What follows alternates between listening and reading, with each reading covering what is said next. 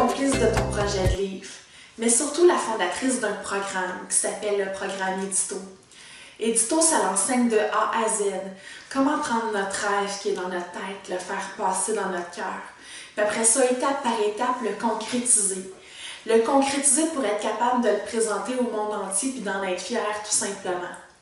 Écoute, sincèrement, avant de commencer ma vidéo, j'ai juste envie de te remercier. Te remercier de m'avoir laissé un commentaire au cours de la dernière vidéo.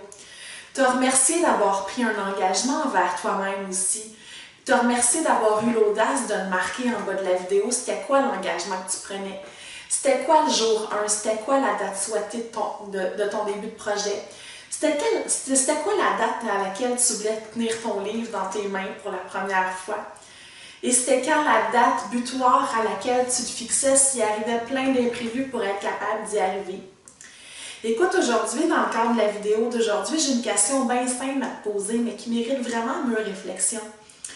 Est-ce que ça t'est déjà arrivé de te poser la question, si je veux concrétiser mon projet de livre de la bonne façon, c'est quoi les pires erreurs qu'il faut à tout prix que j'évite pour être capable d'éviter de perdre du temps et de l'argent inutilement? Est-ce que tu t'es déjà posé cette question-là? C'était quoi les erreurs toutes simples que la majorité des auteurs faisaient que toi, tu pouvais éviter pour être capable d'atteindre tes objectifs plus rapidement, tout simplement? Si tu t'es jamais posé cette question-là, je ne sais pas si tu t'es déjà posé celle-ci. Qu'est-ce que ça prend pour réussir? C'est quoi les actions? C'est quoi les stratégies? C'est quoi les trucs que je dois mettre sur pied dès maintenant pour être capable de réussir plus rapidement? Pour être capable de tenir mon livre enfin dans mes mains et d'en être fière? Si tu t'es déjà posé ces questions-là, j'ai une bonne nouvelle pour toi aujourd'hui. En fait, dans le cadre de la vidéo d'aujourd'hui, je veux tout simplement me déposer avec toi pour te parler des 5 pires erreurs qui, selon moi, les auteurs, les nouveaux auteurs font, qui leur fait perdre énormément de temps au début de projet. Je veux non seulement te parler des 5 pires erreurs, mais je veux t'aider à trouver des solutions pour pallier à ça. Ces solutions-là, je les appelle les 5 musts qui peuvent t'aider à réussir. La première erreur que la majorité des auteurs font à leur début, c'est de tout vouloir faire dans le premier jet d'écriture. Le jeune auteur s'assoit sur sa table de travail et là, il commence à jeter ses idées sur papier. Mais en même temps qu'il jette ses idées et qu'il écrit avec le cœur, il commence à se concentrer sur la syntaxe, sur les fautes d'orthographe. Il se pose tout de suite la question, il me semble que ma phrase n'est pas belle, comment est-ce que je pourrais l'améliorer? Ce qui fait en sorte que leur premier jet, il ne vient pas du cœur, c'est pas de l'écriture automatique, il n'est pas juste concentré dans la créativité. Il fait 1001 tâches en même temps. Il s'en va dans le dictionnaire, il vérifie l'orthographe d'un mot. Après ça, il continue à écrire son histoire, puis à un moment donné, il est tout perdu parce qu'il fait des multitâches en même temps. Si tu es une personne qui a tendance à faire ça, dis-toi que c'est pas comme ça qu'on doit procéder pour être capable d'écrire un livre de la bonne façon. Écrire un livre, c'est un projet qui se monte une étape à la fois.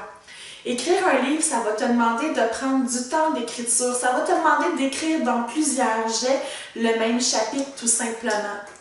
Moi, lorsque j'ai sorti ma première pièce de théâtre, je l'ai écrit en 9 jets et je pense que j'ai fait une dizaine de relectures au total. Chocolater votre vie de bonheur, ça a été un peu plus simple. Avant de soumettre mon manuscrit à une maison d'édition, je l'ai lu environ 5 fois. J'ai fait des corrections. Mais c'est certain que le premier jet, c'est le jet qui devrait être créatif. C'est le jet qui devrait être intuitif. C'est le jet qui devrait être spontané, tout simplement. C'est pas au premier jet de corriger tes fautes d'orthographe, de faire ta syntaxe, de t'assurer que tes phrases sont belles, de dire est-ce que mon lecteur y comprend. C'est pas ça qu'on fait au premier jet. Je suis pas en train de te dire de faire plein de fautes d'orthographe, tu fais quand même attention à ton écriture, mais c'est pas là que tu dois te concentrer sur la syntaxe, sur l'orthographe, sur la ponctuation, sur synthétiser tes phrases, c'est après. Le meilleur truc que je peux te donner rapidement pour faire plusieurs jets, c'est de comprendre qu'un texte, il y a 3 étapes. La première étape, c'est l'écriture. Donc, tu te connectes à ton cœur dans une ambiance, dans un lieu qui est fantastique et tu fais juste écrire ton histoire avec la créativité de l'instant présent qui est là. Dans une deuxième étape, tu reprends ton chapitre ou tu peux reprendre ton livre en entier. Ça se peut que ton livre en entier soit écrit à la deuxième étape. Et là, c'est ce que j'appelle l'étape de la relecture. Tu fais imprimer ton texte en format papier idéalement. Tu t'installes avec des marqueurs de couleur, avec des crayons, des stylos. Et là, tu relis. Et c'est là que lorsque tu vois une faute d'orthographe, tu la soulignes. C'est là que tu te poses la question. Il me semble que moi, en te mettant dans les yeux de ton lecteur, l'idéal, il me semble que moi, à ce moment-là, je comprends pas qu'est-ce que ça veut dire. Donc, je vais améliorer ce moment-là. C'est là que tu retravailles ta syntaxe, mais tu ne la retravailles pas d'une façon mécanique à tout réécrire. Tu soulignes où est-ce qu'il y a des endroits que tu dois faire des corrections. Et ça m'amène à la troisième étape, qui est tout simplement l'étape des corrections elle-même. C'est là que tu retournes à ton ordinateur et en fonction de ce que tu as trouvé dans ta relecture, c'est là que tu fais les améliorations. Une fois que ça c'est fait, tu peux recommencer une deuxième phase d'écriture, de relecture et de correction. Et tu fais ça jusqu'à ce que ton texte soit à ton goût et que tu sois prête à le présenter à certains de tes amis pour avoir du feedback tout simplement. La deuxième plus grosse erreur que les gens font à leur début, c'est de présenter un manuscrit à des maisons d'édition sans document de présentation. Ou pire encore, de présenter un manuscrit qui est inachevé, qui n'est pas complet, qui est encore bourré de fautes d'orthographe. Si tu avais tendance à vouloir faire ça en te disant « mais la maison d'édition, de toute façon, a des correcteurs qui vont corriger mon livre », ou bien j'envoie mon manuscrit, même s'il n'est pas tout à fait complet, ils vont le lire puis ils vont m'y mettre des recommandations. Tu fais une grosse erreur de penser comme ça. Moi, je pense que lorsque tu envoies un manuscrit à une maison d'édition, c'est important qu'il soit achevé. C'est important qu'il y ait le moins de fautes d'orthographe possible. C'est certain qu'il va y avoir des correcteurs qui vont passer à l'intérieur, mais c'est important de démontrer que tu as fait ton travail d'auteur, de faire corriger ton texte au préalable. Et ce qui est fondamental, c'est réellement d'avoir un petit document de présentation. Lorsque je parle d'un document de présentation, ce n'est pas de 25 pages, c'est 1, 2, peut-être 3 pages. Mais dans ce document de présentation-là, c'est ça qui va faire en sorte que tu vas te distinguer des autres. Imagine que les maisons d'édition ils reçoivent des dizaines de copies par jour qui soumettent à un comité de lecture. Le comité de lecture, il ne va pas lire en entier ton manuscrit. Le comité de lecture, il va regarder l'ensemble, il va regarder si ton visuel est attrayant. Il va regarder le résumé de ton œuvre. Il va lire peut-être les 10, 15, 20 premières pages de ton manuscrit. Il va se concentrer, il va dire, est-ce que cet auteur-là a une biographie qui est intéressante? Est-ce que cet auteur-là a une page Facebook? Est-ce que cet auteur-là, dans lequel on va investir 5, 10, 15, 20 000 $, a un réseau de contacts qui va vouloir acheter le livre? Est-ce que ce livre-là est vendable? C'est ça les questions que l'éditeur va se poser avec son comité de lecture pour accepter ou non ton livre. Imagine que sur la table, si sur les 10 manuscrits qu'ils ont reçus, il y en a juste un qui a un document de présentation. Ben, c'est peut-être lui qui va avoir plus de chances d'être accepté. Parce que les 10 autres manuscrits, ben, les auteurs n'ont pas fait leur travail de se vendre. Je le dis toujours lorsque je conseille aux gens de faire du réseautage qu'on a juste 30 secondes pour capter l'attention d'une personne. En 30 secondes, souvent avant même d'avoir ouvert la bouche, la personne a une perception positive ou négative de nous. C'est la même chose pour ton manuscrit. Lorsque la personne va ouvrir ton enveloppe, va prendre ton manuscrit dans ses mains, en 30 secondes, elle va savoir si elle est intéressée à le lire ou si elle a juste envie de l'envoyer à la poubelle, ton manuscrit. Donc, c'est important d'avoir un certain souci du détail. C'est important de faire ses devoirs. C'est important de présenter un manuscrit qui est de qualité. Soit dit en passant, si tu es une personne qui a décidé de faire l'autopublication et que tu veux te tourner vers la maison d'édition traditionnelle, pourquoi pas envoyer ton produit fini comme manuscrit? Les maisons d'édition vont être plus enclins à vouloir le distribuer, le diffuser en librairie parce que ton produit il est fini, il n'y a presque plus rien à faire dessus. C'est certain qu'ils vont y mettre quelques recommandations, mais en bout de ligne, ils ont juste leur logo à mettre dessus, corriger peut-être quelques fautes d'orthographe que tu n'as pas vues en cours d'impression, le réimprimer et le faire acheminer à les librairies. Donc ça aussi, ça peut être une astuce intéressante pour justement te démarquer. Ce qui est important de comprendre lorsqu'on envoie un manuscrit à une maison d'édition, c'est tout simple. C'est juste de comprendre que ça prend un certain souci du détail. Trop, c'est comme pas assez. Il ne faut pas que ton manuscrit, que ta présentation visuelle ait l'air d'un effet pizza. Mais il faut que ce soit assez minutieux, assez clair, assez précis pour intéresser le lecteur qui va lire ton manuscrit et qui va lire ton document de présentation tout simplement. La troisième erreur que les gens font, c'est lorsque le livre sort. On a tendance à vouloir se fier sur notre éditeur, sur notre diffuseur ou même sur le libraire pour vendre notre livre. En fait, c'est comme si une fois que notre manuscrit était accepté, on avait tendance à ne pas se poser la question « c'est quoi la stratégie marketing que je vais mettre sur pied pour être capable de faire parler de mon livre? » C'est comme si on avait l'impression que le distributeur, que l'éditeur, que le diffuseur, que le libraire étaient des experts qui pouvaient vendre ton livre à ta place. Je te l'ai expliqué dans le cadre de la dernière vidéo. Lorsque tu arrives en librairie, il y a des représentants qui mettent ton image de livre dans un catalogue. Mais tu es parmi tous tes compétiteurs, tu es parmi tous les autres auteurs qui ont sorti des livres ce mois-là. La personne la plus importante et la personne la plus qualifiée pour parler de ton livre, c'est toi. C'est toi qui l'as écrit. Tu as un sentiment d'attachement face à ton livre. Tu es la meilleure personne, tu es le meilleur vendeur pour être capable de parler de ton livre. L'astuce lorsqu'on est en librairie, l'astuce lorsqu'on est dans un point de vente, c'est pas de dire j'ai un livre, il est en tablette, les gens vont le trouver. Il y a des centaines, il y a des milliers de livres dans une librairie. L'astuce, c'est de faire en sorte que les gens à l'extérieur de la librairie vont parler de toi et vont aller en librairie pour demander ton livre.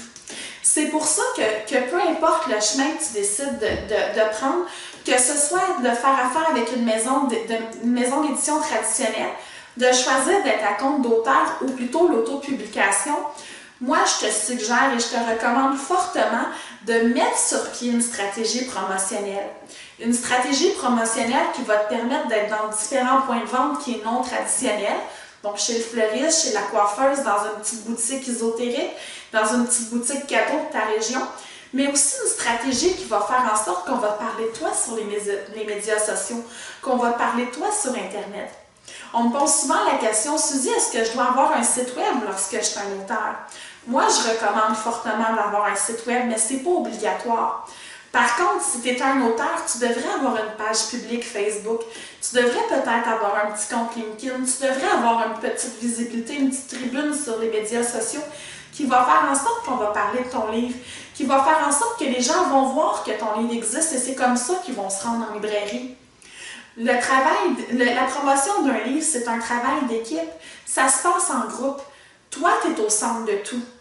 D'ailleurs, lorsque tu signes un contrat d'édition avec une maison d'édition puis que tu leur donnes l'exclusivité pour ton produit, assure-toi avant de signer ce contrat-là que ton éditeur y comprend exactement tes besoins, que ton éditeur va travailler main dans la main avec toi. Je te donne un exemple. J'ai une de mes clientes qui était très contente de faire affaire avec une maison d'édition en Europe. Par contre, elle vient du Canada. Et cette cliente-là a signé son contrat d'exclusivité très rapidement parce qu'elle était contente, elle était en librairie, elle avait du prestige, c'était la réalisation de son rêve. Lorsque son livre est arrivé, elle s'est rendue compte que elle, ça lui coûtait beaucoup de sous, beaucoup de frais d'envoi pour être capable d'avoir des livres au Québec. Et elle s'est rendue compte que les librairies en Europe parlaient beaucoup de son produit, mais que c'était difficile pour elle de faire venir les livres vers les librairies du Québec, alors que la majorité de ses clients cibles, ses lecteurs vidéo, étaient au Québec.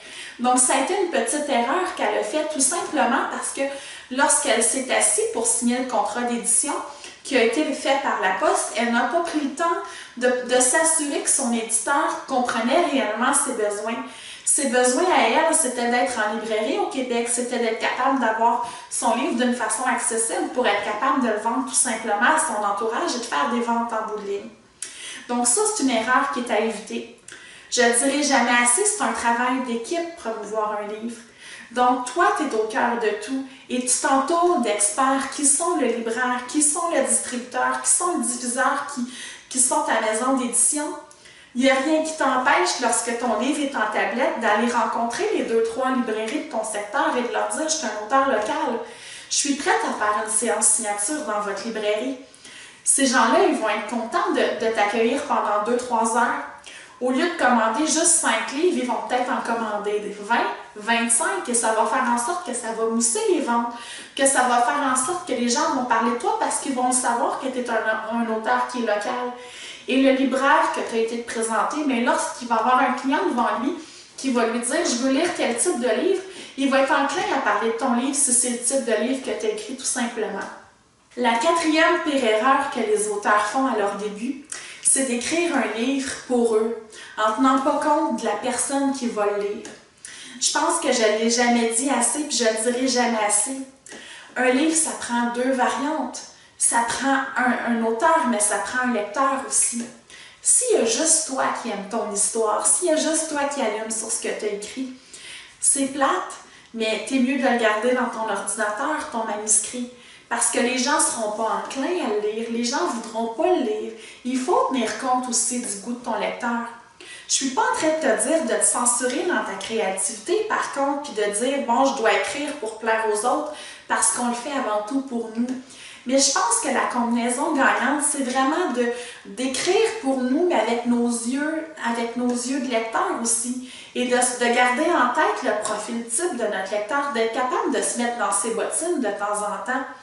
Pour tout livre, il y a un lecteur, mais il faut le trouver. Et dans notre style d'écriture, il y a certaines nuances, si on veut plus s'adresser à des femmes, des personnes âgées, des personnes plus jeunes, des gens de la génération X, Y, baby boomer, des gens qui ont du vécu, qui ont moins de vécu, qui veulent juste se distraire ou qui veulent apprendre ou qui veulent être inspirés. Il y a différents types de lecteurs. C'est à toi de trouver ton lecteur idéal. Pour tout produit, il y en a un lecteur idéal, mais c'est faux de penser que monsieur, madame, tout le monde peut être intéressé par ton livre. Cette personne-là, elle a un profil type. Sans rentrer dans les détails, je veux juste te donner quelques petits trucs, quelques petites astuces qui peuvent t'aider à justement avoir en tête c'est qui ton lecteur idéal, de le définir, d'être capable de faire un petit personnage de cette personne-là, d'être capable d'avoir une image mentale de ce lecteur idéal-là, ou au mieux d'être capable d'avoir une photo devant toi de ce lecteur-là. Et lorsque tu hésites à mettre certains passages de ton livre, exemple, tu as un personnage qui est plus religieux et tu n'es pas certain que de détailler ça va faire en sorte que ça va passer auprès de ton lectorat idéal, bien pose-toi la question, revois cette image-là et pose-toi la question, cette personne-là, est-ce qu'elle serait contente de lire ça dans mon livre ou est-ce que je vais trop loin? Donc, de cibler son lecteur idéal, c'est pas d'écrire pour lui, parce qu'on écrit avant tout pour nous, mais c'est pour être capable d'être en synergie avec cette personne-là. Et lorsqu'elle va prendre ton livre dans ses mains, lorsqu'elle va le lire, bien, cette personne-là va vivre une expérience enrichissante et c'est comme ça qu'elle va parler en bien de toi, en bien de ton livre, puis qu'elle va le référer, ce livre-là, aux autres. Donc, il y a 4 types de façons de faire qu'on peut mettre sur pied pour décrire un lecteur idéal. Le premier, c'est en lien avec la géographie. C'est certain que si tu veux viser, si tu es Québécois, mettons, et tu veux viser davantage les Québécois, bien, c'est important de prendre en compte la géographie de ton lecteur idéal. Au contraire, si toi tu vises l'international et que tu veux percer en Europe, mais il y a peut-être des phrases, il y a peut-être des structures de mots, il y a peut-être des mots qui ne sonnent pas de la même façon en Europe.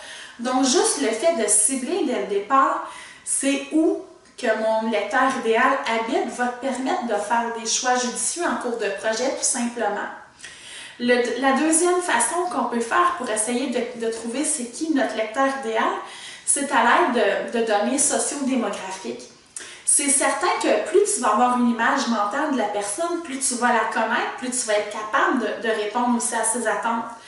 Quand je parle de liens de données sociodémographiques, je parle de l'âge, je parle de la classe sociale, je parle d'environ le revenu de la personne.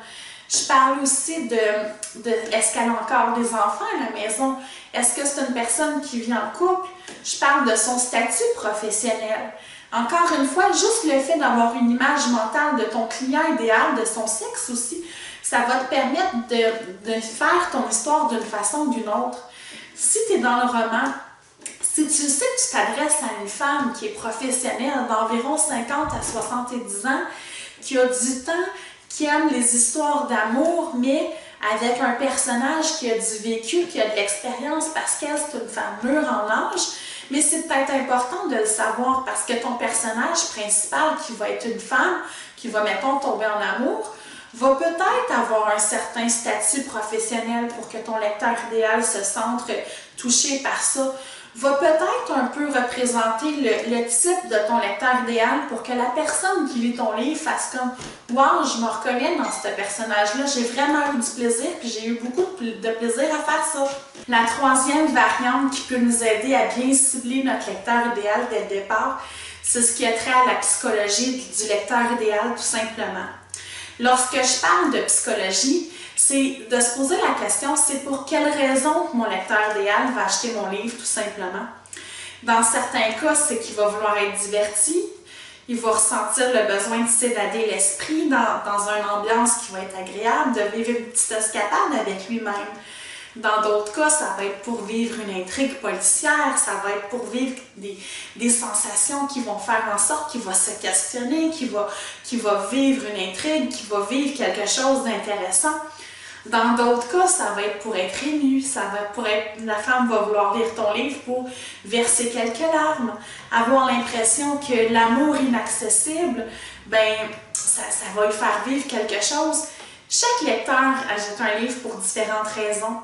Mais c'est à toi à te poser la question, c'est quoi la psychologie de mon lecteur au moment où il a mon livre dans les mains, au moment où il entame sa lecture? Et juste le fait d'en avoir conscience, encore une fois, ça va t'aider à mettre des mots, ça va t'aider à structurer tes phrases, ça va t'aider à amener ton intrigue un peu plus loin parce que toi, tu vas vraiment vouloir faire vivre une expérience à ton lecteur idéal. Puis toi, tu vas avoir ce souci-là dès le départ et ça va faire en sorte très rapidement que ton livre va se démarquer des autres parce que tu vas avoir fait tes devoirs puis tu vas connaître ton lecteur idéal.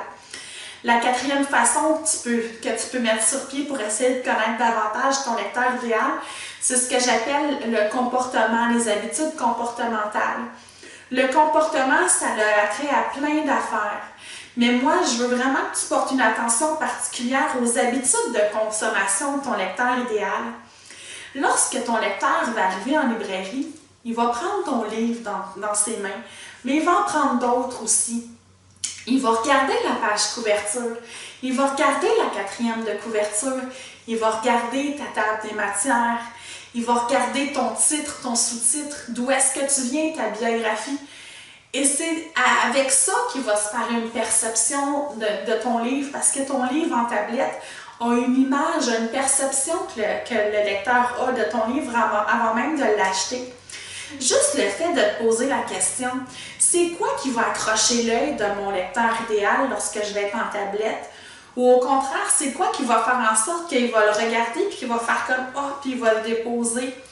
Ça paraît ridicule, mais si notre lecteur idéal est une femme, mais est une femme qui n'aime pas du tout le rose parce qu'elle est moins féminine, cette femme-là, mais si tu as trop de rose sur ta page couverture, si ça fait trop princesse comme image de livre, même si ton histoire est exceptionnelle et n'a rien à voir avec le côté princesse, la lectrice idéale qui n'aime pas le rose, si tu mets trop de rose, ben, elle va le déposer de côté. Donc, c'est important de prendre ça en considération dès le départ. C'est quoi les habitudes de consommation de ton lecteur idéal? C'est quoi qui va faire en sorte que ton livre va capter son attention, qu'elle va se faire une perception positive de ton livre et qu'elle va procéder à l'achat tout simplement. Donc, ça, c'est ce qui a trait aux habitudes de comportement. Tous ces indices-là, tu n'as pas besoin de détailler un long processus pour connaître ton lecteur idéal. C'est juste quelques petites pistes que je te donne, mais ça peut t'aider encore une fois à orienter ton histoire d'une façon plutôt que d'une autre, de connaître et de pouvoir te mettre une image mentale sur ton lecteur idéal. Parce que l'idée de faire tout ça, c'est vraiment d'en finir avec une image mentale qu'on se fait de notre lecteur idéal. Cette image mentale-là, on la garde en arrière-plan lorsqu'on écrit. On s'y réfère aux besoins, on n'écrit pas que pour cette personne-là, on écrit avant tout pour nous, mais il faut tenir compte de cette personne-là lorsqu'on écrit pour s'assurer qu'il y a des ventes de notre produit en bout de ligne, parce que pour qu'un produit se vende, ça prend un auteur qui est dévoué, mais ça prend aussi un lecteur qui va vouloir le lire, ce livre-là, tout simplement. La cinquième erreur que la majorité des auteurs font à leur début, c'est lié au lancement. On a l'impression dans la tête des auteurs qu'un lancement, là, c'est wow, que c'est là qu'on doit tout mettre notre stratégie marketing, que c'est là qu'on doit mettre le focus. Puis une fois que le lancement est terminé, c'est comme encore une fois si on lâchait prise, puis on mettait le succès de notre livre dans les mains des éditeurs, des distributeurs et tout ça. Le lancement, ça le dit, ça lance un produit. Ça lance un nouveau produit sur le marché. C'est certain qu'un lancement, c'est une belle porte d'entrée, c'est une belle visibilité. Ça crée un effet de nouveauté, ça crée un effet innovateur, ça crée un engouement chez les médias. C'est important de faire un lancement de la bonne façon. Je vais en parler dans d'autres vidéos du lancement proprement dit. Mais le lancement en tant que tel, c'est pas là qu'on fait toutes les ventes de notre produit. Après le lancement, on doit avoir une stratégie marketing. Et très souvent, les gens font l'erreur de dire « je vais faire mon lancement, je vais préparer mon lancement et ensuite je vais regarder si j'ai eu des résultats et ensuite je vais établir ma stratégie marketing ». C'est complètement faux de vouloir agir comme ça.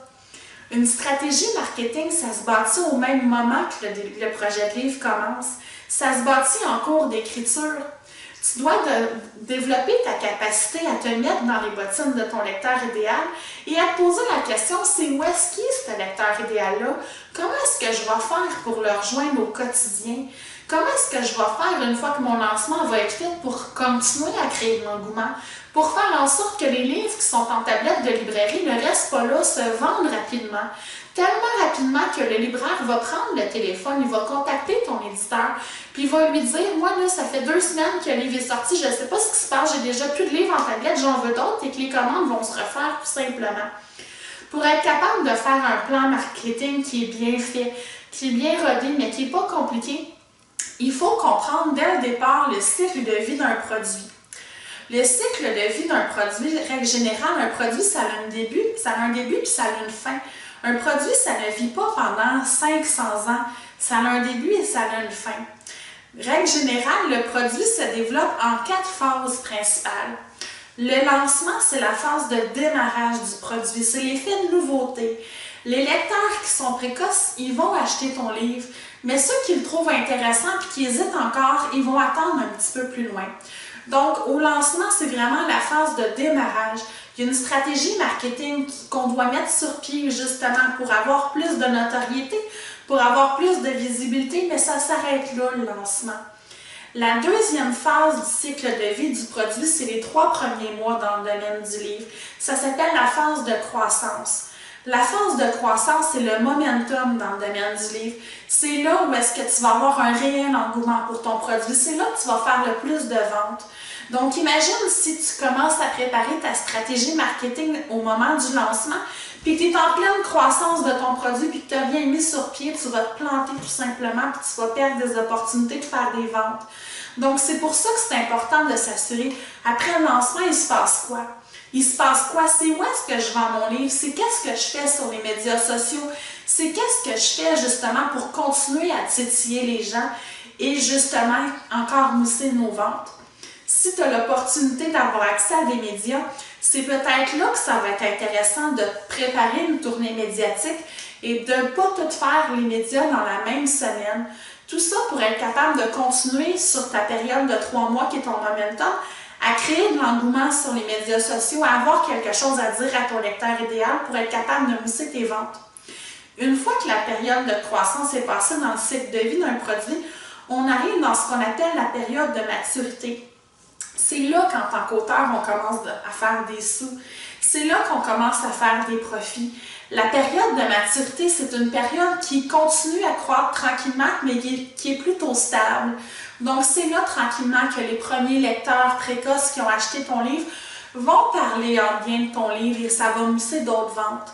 Dans la période de maturité, ça peut peut-être être intéressant d'avoir comme stratégie marketing de te trouver un réseau d'ambassadeurs, à même tes contacts privilégiés, à même tes amis, ton réseau de contacts professionnels, et de demander à ces gens-là d'aller à la bibliothèque commander ton livre. Même s'ils l'ont déjà lu, si c'est des gens qui vont à la bibliothèque une fois par mois, une fois par 2 mois, prends le temps de leur demander « Commande ton livre à ton bibliothécaire ». Et juste le fait d'être en bibliothèque, ben dans la période de maturité, ça va te permettre d'avoir d'autres ventes. Et ça va permettre justement à ton lecteur idéal d'avoir accès à ton livre d'une façon gratuite qui est à la bibliothèque, mais toi, tu vas continuer à faire des ventes. Puis la personne qui va l'avoir pris à la bibliothèque va dire à une autre personne « Hey, j'ai lu tel livre, il était très bon, tu devrais aller te l'acheter ou te le procurer à la bibliothèque. » Donc, elle va aller à sa bibliothèque aussi, elle va le commander ou elle va aller à la librairie. Donc, la période de maturité, Il y a plein de stratégies marketing qui fonctionnent, mais la meilleure, c'est vraiment de fixer des stratégies basées sur le bouche-à-oreille parce que les gens connaissent ton produit. Les gens commencent à comprendre que ton produit a une certaine notoriété.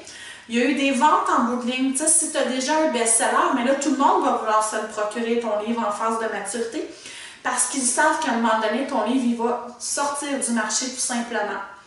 La quatrième phase du produit, c'est vraiment ce qu'on appelle le déclin. Règle générale, dans l'industrie du livre, un livre reste en tablette entre 6 mois et 1 an. Et là, c'est la période que je trouve le plus triste pour un auteur parce que pendant 1 an, il a été joyeux, il a été à la télévision, il a été dans les médias, il a parlé de son livre. Et là, tu sais, il est heureux, il a vécu une très belle année, il a l'impression que ce vent de fraîcheur-là va continuer. Il reçoit une lettre de son éditeur qui lui dit « Ton livre va être retiré des librairies, ça fait 1 an qu'il existe. Il nous reste 2, 3, 4, 500 copies. Tu as 2 choix. Soit que tu les achètes à moindre coût, donc 3, 4, 5 $ au lieu de 10 $, ou soit qu'on l'envoie qu'on le solde, donc qu'on le vend en rabais, et les copies qui ne seront pas vendues et que tu n'auras pas achetées, on va les envoyer au pilonnage. » Donc, les envoyer au pilonnage, c'est une période qui est triste pour un auteur parce que c'est comme un deuil. Hein? Ça veut dire tes livres, tes achètes, on les vend en rabais ou on les jette à la récupération parce qu'ils ne servent plus à rien puis que nos entrepôts sont pleins, on doit laisser de la place à des nouveaux livres. Donc, dans la phase de déclin, l'auteur qui est attaché à son produit va vivre un certain deuil. Mais moi, je te dis, au lieu de vivre ce deuil-là, en sachant l'avance, profite du fait, dans ta stratégie marketing du départ, profite du fait que tu vas avoir l'opportunité d'acheter tes propres livres à rabais, de peut-être même racheter tes droits d'auteur dans certains cas pour redonner une nouvelle vie à ton livre. C'est pas parce qu'il n'est plus en librairie, c'est pas parce qu'il n'est plus en tablette que ton livre, il vaut plus rien. Toi, en tant qu'auteur, c'est là que tu peux user de ton imagination. Tu es un auteur, tu as de l'imagination. C'est là que tu peux user de ton imagination pour trouver une façon marketing de donner un second souffle à ton livre. Dans mon cas, lorsque j'ai racheté mes livres qui restaient, Chocolater votre vie de bonheur, j'en ai eu environ 300 qui sont arrivés à la maison. C'est là que je me suis posé la question. Chocolater, c'est en lien avec le chocolat. Je vais faire des démarches auprès de certaines chocolateries pour avoir mon livre et pour être capable de le vendre dans des périodes stratégiques comme la Saint-Valentin et Pâques, des périodes où on parle de chocolat. Donc, ça fait 2 ans qu'à toutes les périodes de Pâques, j'ai 5-6 distributeurs qui, dans un réseau non traditionnel, donc des chocolateries, qui prennent mon livre en consignation pendant 1 semaine, 2 semaines, 3 semaines et qui le proposent à leurs clients.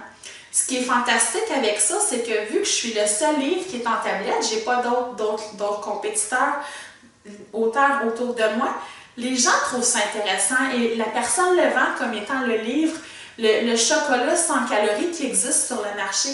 Donc, les gens, au lieu d'acheter une palette de chocolat pour l'offrir, ils vont acheter mon livre et ils vont l'offrir. Et vu que ça devient un objet qui est rare, bien, ta stratégie marketing peut être axée aussi sur l'effet de rareté. Le distributeur va dire « il en reste juste 100 de copies sur le marché. Donc, si vous voulez votre chocolat sans calories, c'est maintenant. » Ça peut être une belle façon de donner un second souffle à un livre. J'ai beaucoup d'auteurs aussi qui sont attachés à une cause. Donc, lorsqu'ils rachètent leur dernier livre, leur dernière copie de livre, ils le proposent à une cause tout simplement. L'Alzheimer, la Société du cancer, la Société de la sclérose en plaques, Mira, peu importe la cause, ils l'offrent et ils disent « Bon, ben on va vendre mon livre 10 $. Et pour chaque livre vendu, moi, je garde le 5 $ que j'ai investi pour le racheter et je donne 5 $ à la cause. » Ça fait en sorte que les gens vont être attachés à ton livre. Ils vont paraître c'est une personne de cœur. Non seulement elle nous offre son livre, mais elle donne à une cause. Et ça va faire en sorte que ça va augmenter ta notoriété, ça va augmenter ta crédibilité. Si tu as une infolettre sur ton blog, ben, les gens vont passer par ton infolettre, ils vont laisser leur courriel. Tu ne feras pas d'argent avec ces surplus-là si tu donnes tout à une cause, mais au moins tu vas rentabiliser ton investissement.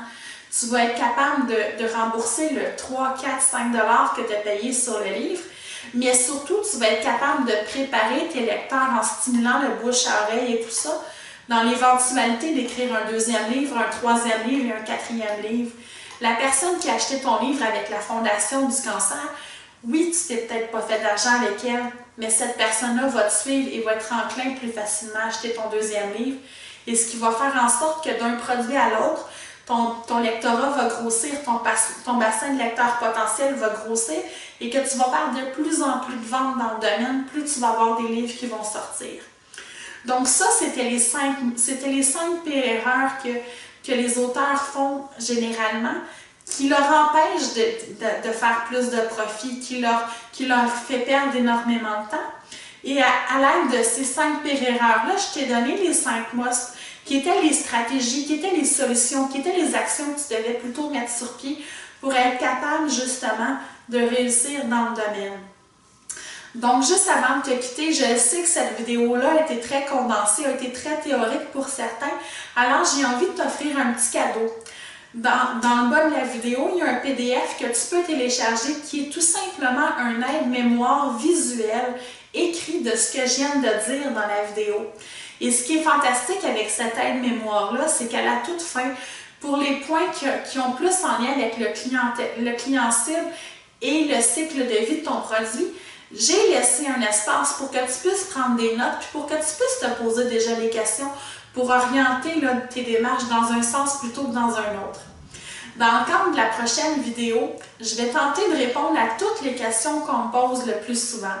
Donc, si tu as des questions en lien avec les 3 premières vidéos que tu as vues, si tu as des questions qui te brûlent les lèvres depuis des années, puis que tu n'as jamais été capable, tu n'as jamais osé poser à un auteur d'expérience, ça va être le temps de le faire. C'est certain que je ne pourrai pas répondre à toutes les questions, mais je vais tenter de répondre aux questions qui me sont le plus souvent posées. Alors, je vais t'inviter dès à présent, en bas de la vidéo, dans la section commentaires, de poser tes questions. Puis ça va me faire plaisir de tenter d'y répondre dans le cadre de la prochaine vidéo. Et si je ne suis pas capable d'y répondre tout de suite, mais ça va me faire plaisir d'y répondre plus tard. Donc, je te remercie, on ne lâche pas, on continue. Parce que c'est avec une petite étape à la fois, c'est en amorçant tout ça, c'est en mettant les pièces du puzzle au bon endroit qu'on va être capable de devenir l'auteur qu'on souhaite devenir tout simplement. Donc, merci, à bientôt.